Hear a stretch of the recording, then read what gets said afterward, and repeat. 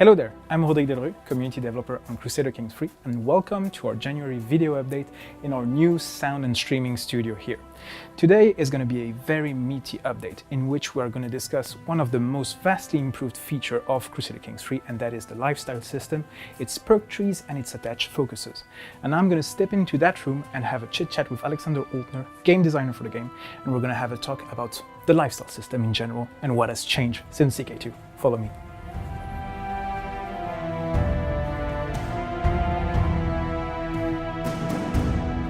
The lifestyles in CK3 are very different from those in CK2. There are one lifestyle per skill category, and each of them contain 3 different skill trees. When you pick a focus, you start gaining experience in the lifestyle the focus belongs to. Experience is gained passively over time, and when you have enough experience, you can spend that on unlocking a point.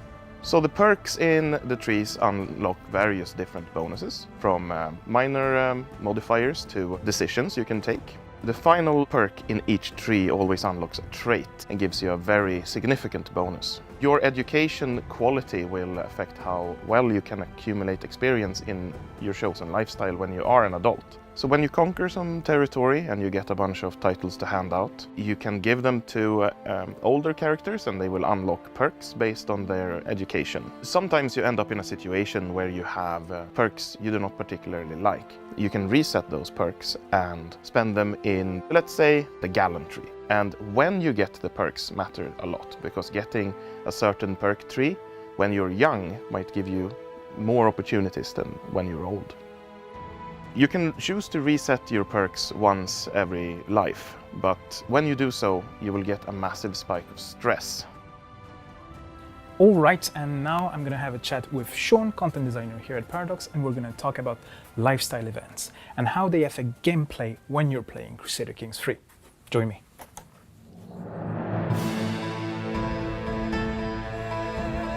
So when you select a focus in Crusader Kings III, you will start receiving events related to that focus and the lifestyle at large. Unlike Crusader Kings II, all that is handled by the perk system in Crusader Kings III, so now the events are a lot more freeform. If you get an event about collecting taxes, you'll have the option to be strict or lenient. You'll have choices about how brutal you are to people who don't or won't pay your taxes. So there's some advantages to each option, there's some disadvantages to each option. There's very rarely going to be an option that you pick every time because it's clearly the best option. As another example, if you pick the scholarship focus within the learning lifestyle, you'll start receiving ideas about different experiments you can run and books you can study, and your character sort of has to make a decision of how far do they stray from like official church doctrine and into more questionable experiments, which could increase their knowledge but might lead into the realm of heresy. The events will have a noticeable impact on your ruler and their reign. Another example of a focus you can pick and how that will affect your lifestyle is the temptation focus from within the intrigue tree. You can basically use it to manipulate people and get them to do favors for you. You can use it to sway people over to your side so that you have agents and people who are indebted to you when you need to call on them later. Or you can just use it because you want to run around seducing everyone and having a debauched hedonist lifestyle. And finally, we are going to sit down with Peter, also content designer here at Paradox, and we are going to delve deeper into the intrigue lifestyle, its perk trees and the attached focuses. Join me.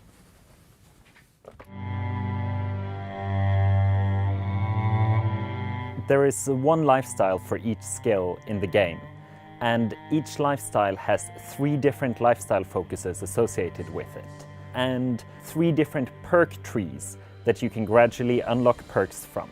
The intrigue focuses are skullduggery, temptation, and the intimidation focus. The seduce scheme makes a return from CK2. Now it's a dedicated scheme that you can track the progress of. It takes more consideration of who the target is and who you are, and a lot of the events that can fire along the way focus on the interplay between your personalities and about making not just the right choices, but the right choices in regards to who they are.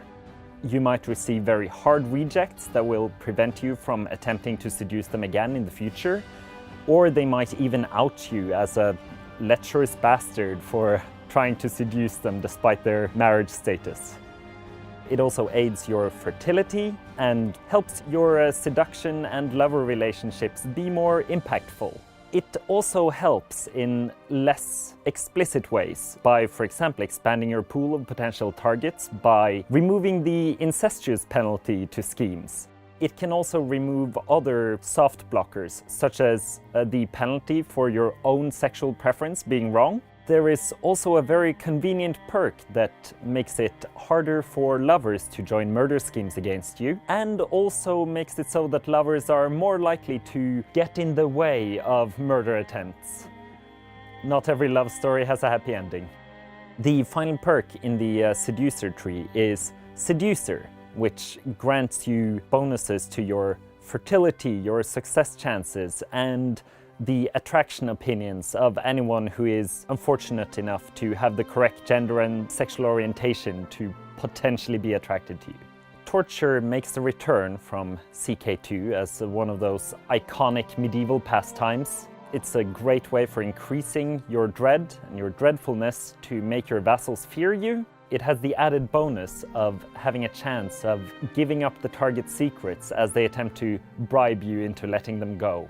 The downsides, unfortunately, also include the church disliking you in the form of piety loss and clergy opinion losses, unless, of course, you've done a little wiggling within your religion, so this kind of activity is encouraged rather than frowned upon. If you're not a particularly sadistic type, this kind of cruelty can really take a mental toll, so we've made sure to add in some perks that gives you bonuses from having high stress. The last perk in the torture tree is Torture. In addition to granting even further dread bonuses, it also grants prowess and levy bonuses. The Schemer tree grants various bonuses to your intrigue schemes. It also helps you and your spy master keep other people from murdering you or discovering your secrets. It also unlocks a couple of new schemes. Alright, and that is it for the January video update. I will catch you next month. In the meantime, if you want more information on the dev diaries that were published throughout the month of January, just click on the links below. I'll see you next month.